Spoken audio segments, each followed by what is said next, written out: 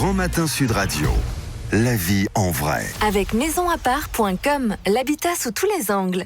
Et comme tous les jeudis, avec nous, Rouban Aman-Beauvais, bonjour. Bonjour Cécile. Vous êtes rédactrice en chef du magazine en ligne maisonappart.com. Et ce matin, on va vous proposer de changer un petit peu votre cuisine, parce que c'est vrai que la cuisine revient un peu au milieu de la maison, ça devient un peu la pièce principale. Et on va vous proposer déjà de pas de la refaire complètement, mais en tout cas d'y apporter des modifications pour avoir l'air d'avoir une cuisine un peu plus neuve. Et on commence par le ponçage de portes en bois trop verni. Voilà, en fait, on n'a pas toujours le budget pour changer sa cuisine, mais c'est pas si compliqué et c'est pas si cher, effectivement, de lui donner un petit coup de jeune. Alors souvent, oui, on tombe un petit peu dans ce travers de vouloir vernir ses portes pour leur donner un coup de neuf. Alors c'est sympa, mais au bout de la 15e couche de vernis, ça va plus. ça pose un vrai problème. Donc effectivement, poncer ce trop-plein de vernis, ça peut donner un petit coup de pep, ça peut donner un effet patiné à votre cuisine, enfin du moins au bois, qui est vraiment très tendance, qui a un petit côté maison de campagne qui est absolument intemporel. Et puis ça va vous permettre surtout de mettre de la peinture plus facilement. Voilà, exactement. Quand vraiment vous avez trop de couches de vernis ou même d'anciennes couches de peinture, il faut vraiment poncer vos meubles avec l'idée effectivement de venir apposer une peinture par-dessus. Et là, pour le coup, le changement, il est vraiment radical. Ouais. Alors pour faire ça, combien ça coûte ? Qu'est-ce qu'il faut faire ? J'imagine qu'il faut du verre du papier de verre et une ponceuse. Papier de verre, ponceuse. La ponceuse se loue pour une vingtaine d'euros par jour. Alors il y a des modèles que vous pouvez acheter pour 50 euros. Donc faut voir combien de temps vous allez vous en servir. Si vous décidez de refaire votre cuisine tous les 6 mois, il vaut mieux l'acheter. Ou si la cuisine est vraiment très grande, voilà, ça peut être plus simple d'acheter. Et puis un litre de décapant, c'est une quinzaine d'euros. Si vous préférez un décapant chimique, ça peut être une solution aussi. Ouais, c'est moins simple. Bien. Si vous avez donc décidé de repeindre vos meubles, alors il y a bien sûr des peintures qui sont adaptées. Hein. Oui, surtout ne pas se tromper. Déjà prenez bien pas analyser... celle de vos enfants. Exactement. La gouache ne fonctionne pas. Non. Déjà bien analyser quel est le support. Donc on se dit j'ai des portes en bois, mais non, ça peut être laqué, mélaminé, stratifié, etc. Parfois il y a des éléments en verre. Donc bien choisir la peinture qui va être adaptée à votre support. Si vous avez un doute, vous défaites la porte, vous allez avec au magasin de bricolage et puis vous montrez au vendeur en disant je veux un truc qui va tenir sur ce support-là. Vous avez peut-être un voisin bricoleur, on sait jamais. Un voisin bricoleur, voilà. Et avec de la résine. Alors ça, c'est une très bonne solution. Ouais. Alors la peinture, c'est pas trop cher. Hein. Vous en avez pour une quarantaine d'euros le litre.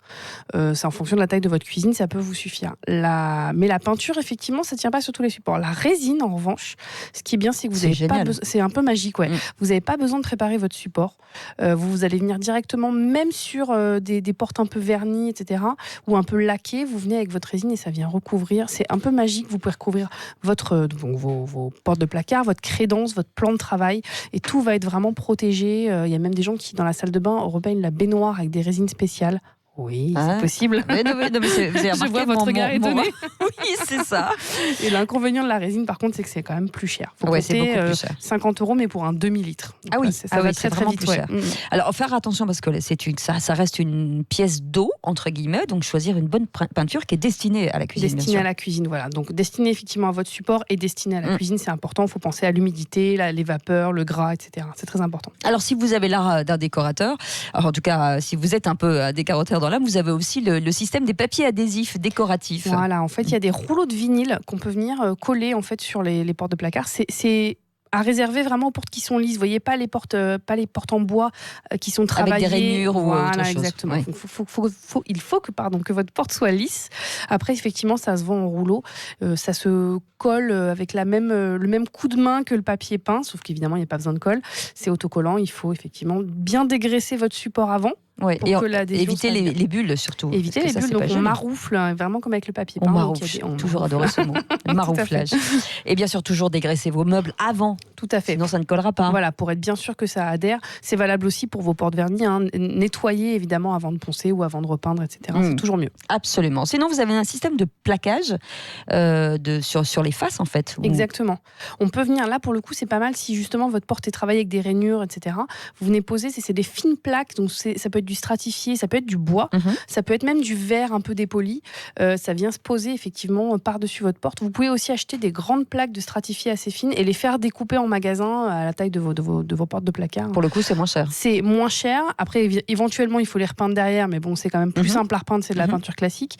Ça va créer une petite surépaisseur sur vos portes, mais c'est de bonne guerre en fait. Ça peut vraiment être une solution super pour vraiment moderniser quand vous n'avez pas juste envie de porter, quand vraiment vos portes sont vieillottes, avec ou trop travaillées, c'est radical. Ça peut être très vieux, mais de très bonne qualité. Mais Donc très ça bonne serait bien qualité, voilà, de les garder. Exactement. Alors après, une fois que vous avez changé vos meubles, ou en tout cas aménagé vos meubles, il vous reste le reste de la cuisine, repeindre la cuisine un petit peu quand même, pour qu'il n'y ait pas trop de différence. On pourrait en parler pendant des heures, mais Absolument. effectivement, la peinture sur les murs, évidemment, ça change tout. On peut aussi repeindre le sol, oui, c'est possible, avec des peintures spéciales.